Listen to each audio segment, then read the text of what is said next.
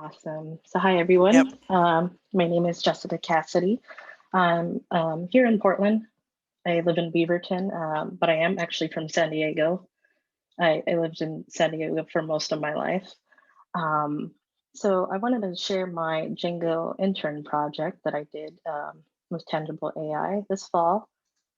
And just to give a little intro, I'm actually on a career change journey. I spent the last 6 to 7 years in human resources. I'm currently actually an HR contractor in recruiting, and I'm also a part-time computer science student at Clackamas Community College, and in addition to being a fall intern with Tangible AI. So for my intern project, my idea was to create an app that helps teachers get the tools or supplies they need for their classrooms via donations. And there's similar apps that exist, for example, donorschoose.org and adoptaclassroom.org. Um, Regardless of this, I wanted to create a mini version just for fun. My target is teachers and schools or school districts. And for users, there's teachers and donors being parents, family, and local community. And then for tools, I use the Django framework for the back end, and the front end was HTML and Bootstrap. Bootstrap is basically a CSS framework that uses, what was it, class-based styling. So next I have the features, and I'm going to move my screens over here just to show you. So this is my app called Classroom Resource. This is the homepage. It's the public view. So when the user enters the homepage, there's the overall stats here for the teachers that are all registered, total items and items that need to be fulfilled. And over here, we have the teachers with the associated schools. And when the user clicks on view here, they're taken to this view. So they're able to see a limited view of the teacher's profile, what school they go to, what grades they cover. And then for items, here are all the items listed under that teacher as well. So I'm going to go back. Over here to the right, I have recent items as well. They're listed from the most recent that was created at the top. And then when I click view items, you could see all the items created under all the teachers. And I'm actually missing the data right here that disappeared for some reason. All right. And then next, I'm gonna go register. So I have this actually pre-filled up here. Currently, my register is actually partially working. It's not connected to the profile model. But just to show you, I'm going to register the user, and upon registering, there should be a success message that pops up when you're redirected to log in. So Teacher 5 has been created, and now you're able to log in. All right, so I'm gonna log in as Teacher 1 here.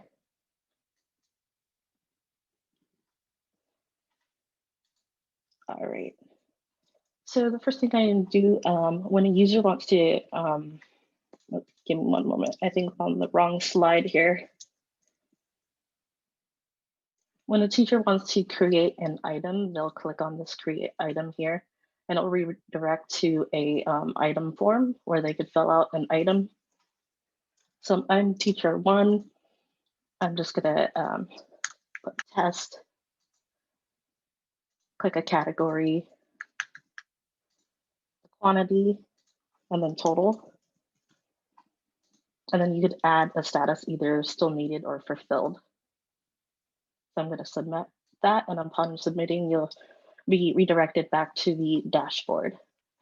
So here's the item that I just added under this teacher. And if I want to update that, I could go in and update. And I'm just going to add T's to the description here, just to show you that it updates. So there we go. And then next, I'm going to delete the item. So with deleting the item, it will ask the user if they want to proceed. If I click cancel, it will go back to the dashboard. And then if I click submit, it will move forward with deleting. So now that's gone. All right. And then next is updating profile. So I have an update profile button here. So if I want to make any updates, I could change these fields here. So I'm going to just change the name and submit, and then we'll redirect back. So that shows the change there. And if I want to delete the profile, I'll go here. And then again, the user will be prompted with a message if they're sure if they want to delete the profile. So I'm going to go ahead and click submit. So upon deleting that profile, you're redirected back to the homepage and you're logged out. And one thing to note is that you no longer have any items under teacher one. There's only the other teacher's items.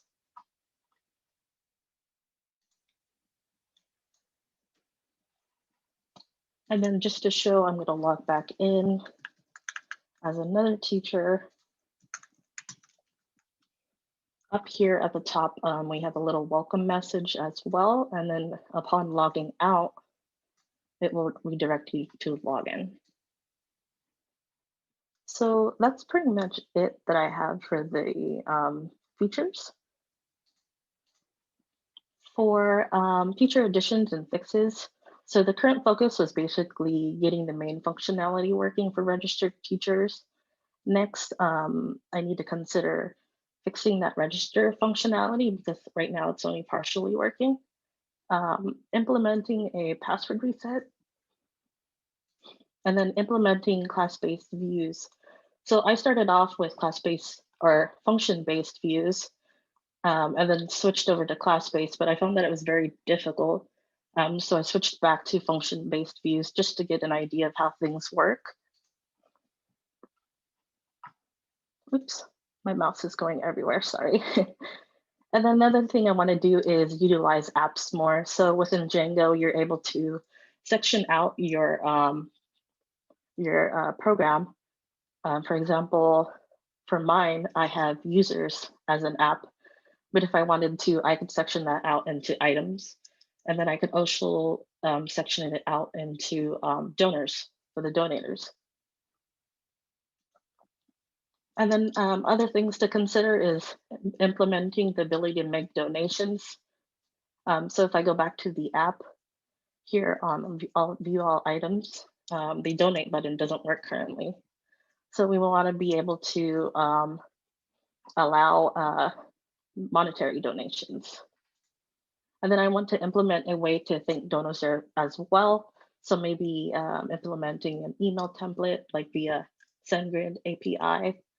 And then improving the UI to be more appealing to teachers and donors. For example, donorschoose.org, their UI allows for easy monetary donations via several payment methods. And then they're also very transparent. So they show where the money goes, how it's used, and how or what updates are going on via their class.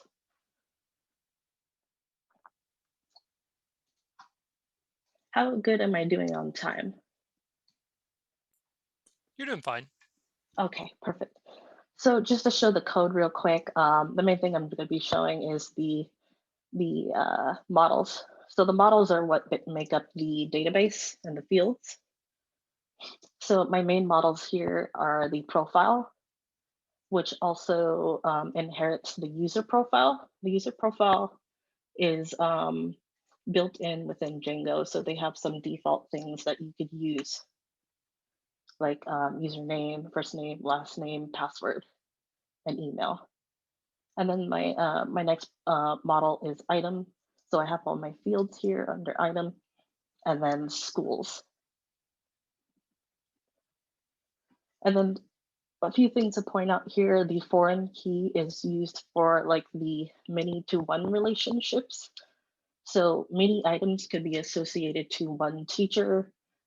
Um, and then over here, I have the many to many field, which is every teacher could be associated to more than one school.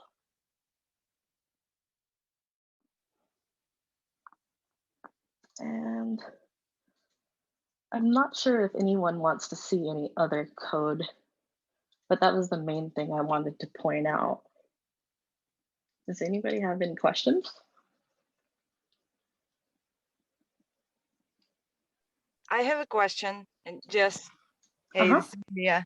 Um, so I'm curious, what did you learn about Django in the 3 months that none of the tutorials ever mentioned, and it took you time to find out?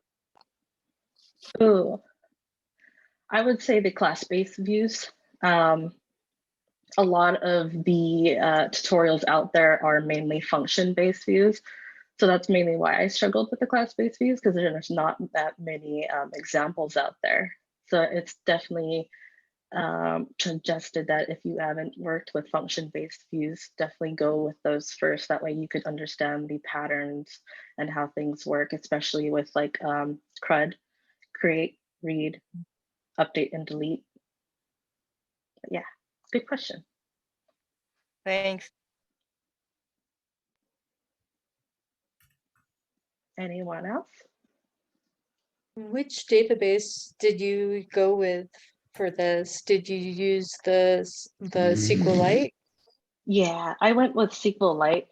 Okay. And I haven't tried it before, but I know that when you go into production to scale things further, you're not going to want to use SQLite. You'll want to use like something like Postgres. Thank you. You decide to implement the admin interface. Yes, actually, the admin interface, just to give a quick preview here.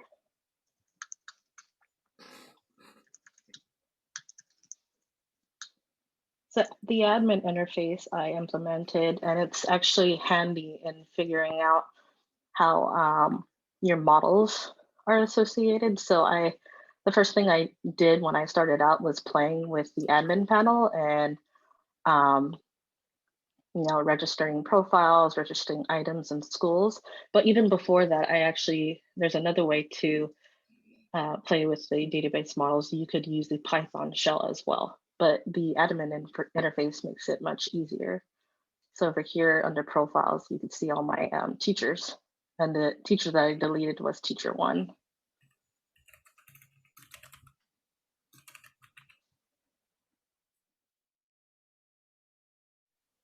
All right. And thank you for listening, everyone. And I want to thank Hobson for taking me in as an intern and providing me the support and guidance. And thank you to Tangible AI as well. You were great. It was so much fun to work on this project. It's pretty rare to have a teacher or a friend of a teacher or a family member of a teacher who's willing to help the teachers out. It was really a fun project. I think you create something that's actually going to be useful one day. Thank you.